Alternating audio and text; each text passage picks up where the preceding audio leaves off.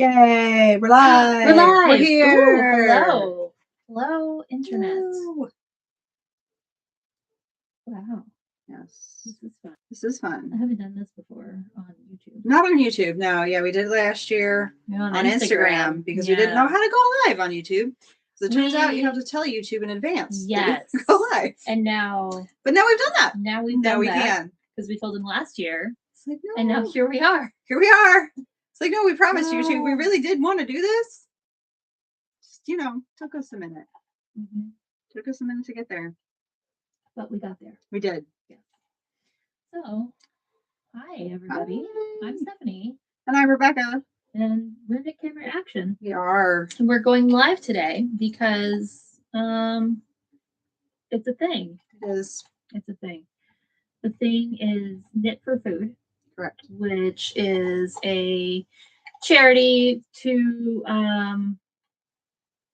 maybe you can explain this better than I can. It's for people who are food insecure. Yeah, it's a fundraiser that goes to that's fine. That goes to various like food banks and programs for people who are food insecure, all of those kinds of things. It is run and officially put on by Laura Nelkins, and she has all of that information very easily available, very clear. There is a link in the description, so for where you can go and donate, because it is a fundraiser. So there it is. Yeah. There is I believe a knit-a-thon component. Yes. And we are doing our part by going live so you can watch us knit. You can watch us knit. You can knit along with us. Or in my case, I'm weaving in ends, which is, like knitting adjacent. It's required. It is. It's just like it's part of the craft. I only have the one needle right now. If you didn't knit, if I didn't weave in the ends, it wouldn't be finished. It wouldn't be finished, and it wouldn't be the same. Yeah, like it wouldn't be. It's like I can't give it to somebody without the ends woven in.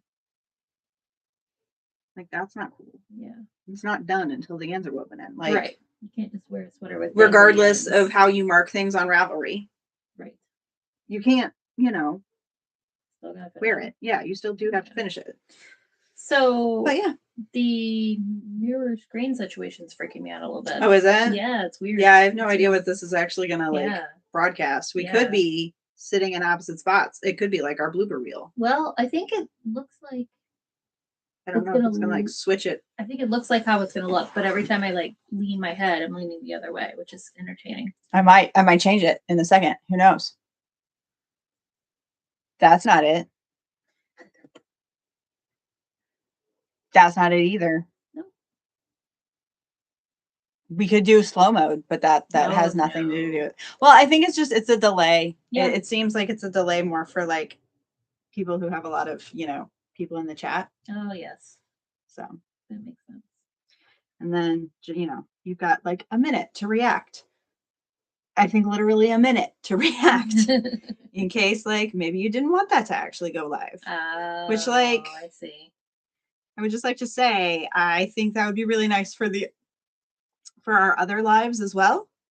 Working in schools, if we could just like pause time for a minute. Be like, that didn't happen. No, we're just gonna pause. That nobody else heard that. It's fine. Like when your joke falls flat. Yeah, right. Yeah. Or like when the chair finally does fall from leaning, somebody's leaning back in it, and it's like, nope, that didn't happen. It's fine. Undo. No big deal. It's all good.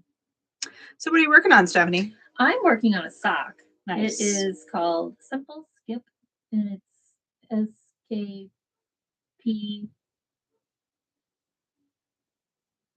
something. SKIP? No. SKYP. Oh, sure. SKYP. Like, wait, where's the letters? It's like there's no vowels there. There needs to be a vowel. It's just got a cute little like a pass the slip stitch over situation. Oh, that's what it is? Yeah. Okay. It's a nice little pattern. Excellent. I'd recommend it. It's a cuff down sock pattern with lots of size options. Yeah, and it looks like, okay, so when we looked at the picture before, it looked like it was not just a 1x1 rib. It looked like there was a little bit more to it. And so it looked like it was going to be nice and elastic for the person whose foot size you don't exactly know. You haven't knit them 75 pairs of socks already. Right. And like you've gone through all of that trial and error. Does it seem like maybe now that's not actually the case? It's still pretty forgiving. Oh, okay, cool. It's got, you know, a good bit of stretch to it. It's more of like a 2x2 rib where one of the purls is replaced by this passing slip stitch over. Oh, okay. That's good. I mean, 2x2 rib is very squishy. Yes, so it is the that'll stretchiest, definitely, I think, given like fabric size. Sure, if you, like, actually measure it. It pulls in the most, I think. You know what this is gonna call for? Science and spreadsheets. Ooh, I know, right? I do love a good spreadsheet. You do love a good spreadsheet. I told someone earlier, a couple weeks ago, I have this problem where Google Forms can like solve all the things. And so I think we should do this in Google Forms. And then she laughed for some reason and didn't think I was being entirely serious. Oh. But I mean, she let me do the form and come up with the spreadsheet and everything. She just also thought I was funny. You know, people laugh when I tell them that I learned about pivot tables so I could organize my yarn, but I learned about pivot tables so I could organize your yarn. That is fair.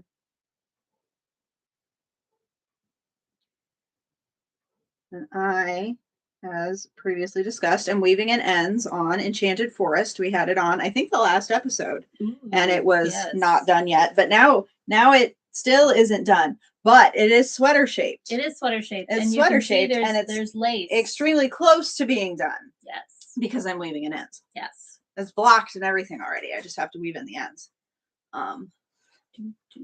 Look, see lace.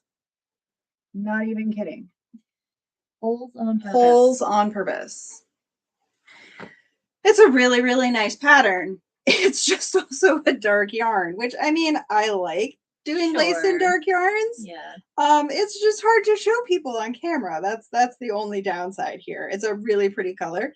It's a really pretty pattern.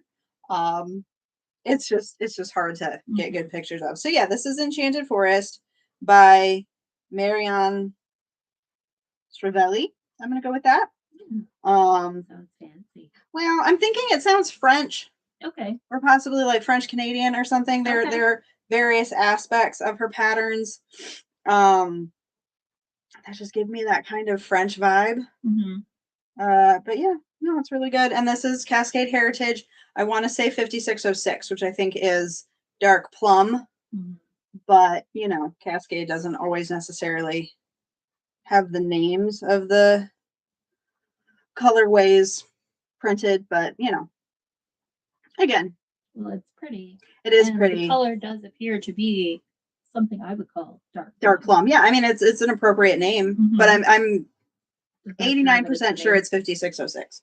Hey, look, I've got my project page up right now. Wow. Oh my gosh. Oh, I was wrong. It's 5605. Oh no. So terrible. I bet 5606 is something completely different. I mean, you know, it might be. I hope it's chartreuse. You know, it's possible. Well, 5604 is denim. Oh. It's burgundy. 5606 is burgundy. Okay. It's not sure. Oh, I'm sorry. This is just plum. It's not dark plum. It's just plum, according to Ravelry. Just plum. Yeah, it's 5605. Yep. Oh, and dark plum is 5632, which I think is over here, which is actually not as dark as just the regular old plum. Yeah. Wow. Yeah, so this is dark plum, 5632. And this is regular plum, and I'm not going to sit on it. Wow. But that's the difference between regular plum and dark plum. And I think those names are backwards. Yeah, for sure. But sometimes that happens. And now I'm going to try and throw yarn without breaking anything else in this room. Yay. Hey, nothing broke. You did it. Yay. You've done the thing. Although now I don't know where my needle is. I mean, it's attached, so There it is. I found it. It's okay. It's all good. Nobody panic. There we go. Hanging out. It's all good. Here we are. I started the sock this week. Nice. Which makes me feel very productive because I am in the foot. Ooh. I know. That is very productive. Here's the cuff up here. And then here's the leg. Excellent. The heel. Excellent. Here's the foot. Correct. And I'm past the gusset, so I'm just like making a foot here. Nice. Yeah. I came down with a little bit of castitis this week. Castonitis? Castonitis, yeah. Cast-offitis. No, castonitis. Oh, no. And I definitely started 2 new projects this week. It might have been 3. I don't exactly remember. Let me It's check. all hazy now. It's all hazy. I just cast on so many things. It was like a fever of casting things on. Which, you know, I mean, that happens sometimes.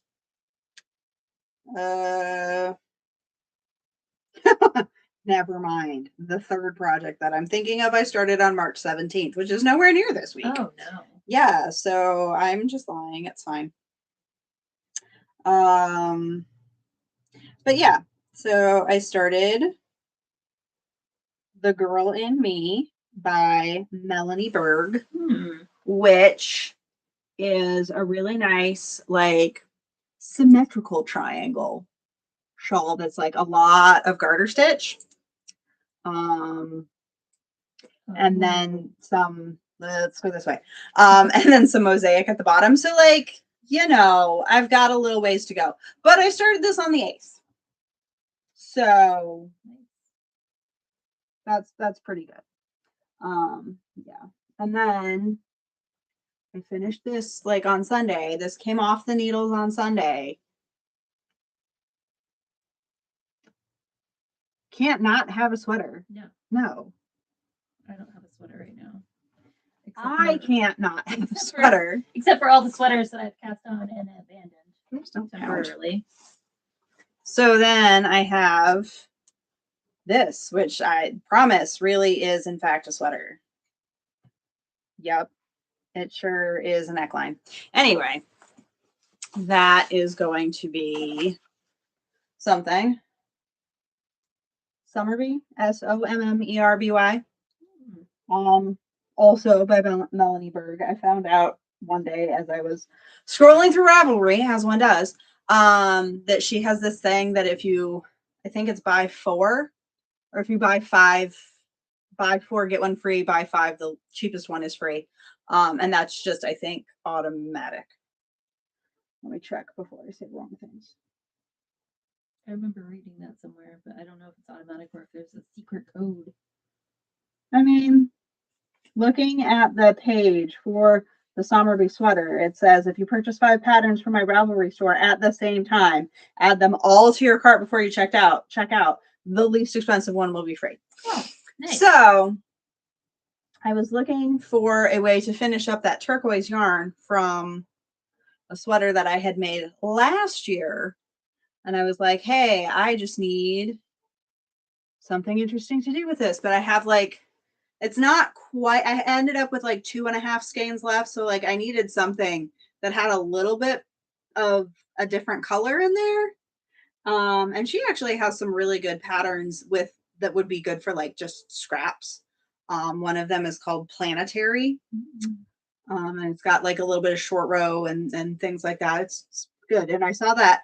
And then I clicked on one of them.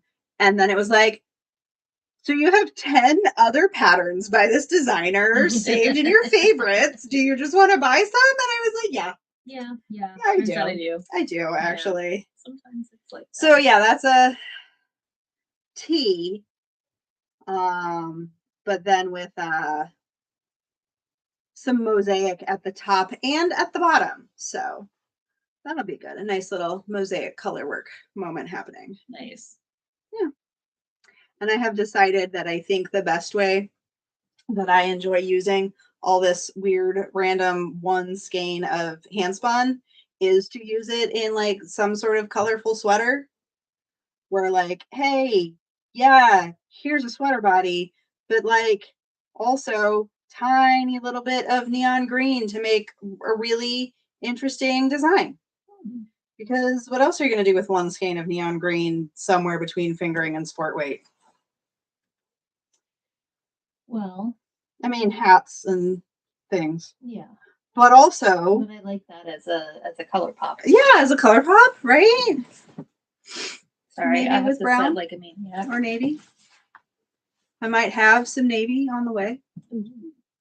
Webbs was having a sale this week. Webbs is having their anniversary sale. Oh, that's what it is. Yeah. Fair. That's fair. But it doesn't count because it's not supposed to get here till tomorrow. Aha. So, and then I also just got some other yarn because my brother is a musician and he will wear whatever I send him. So then I can just like find a sweater and be like, that looks interesting. I would like to make that because my husband, as much as I love him, wants like normal looking sweaters. For some reason, his work as an engineer, he's like, nah, I want that to look like something a regular person would wear. And my brother's like, you want to do neon green and pink short rows and color work? Sure. I mean, it's going to be gray and purple, but he would wear neon green and pink if I made that for him because he just would. He's a jazz saxophonist and is getting a free sweater. So it is good to know different types of people. Right? It's like, I want to do something weird. You know who I should do something weird for? My brother. Makes sense. Yeah, because he'll wear it.